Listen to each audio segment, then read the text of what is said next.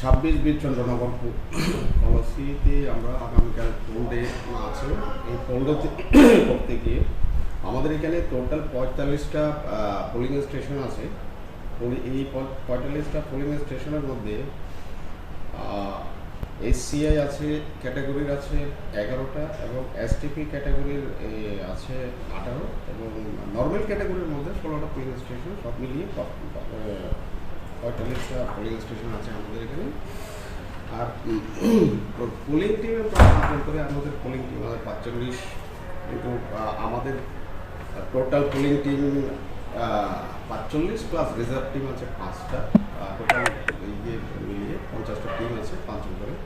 আর পুলিশের ক্ষেত্রে sufficient police আমাদের সিকিউরিটি আছে। আর শুনেছি সেন্ট্রাল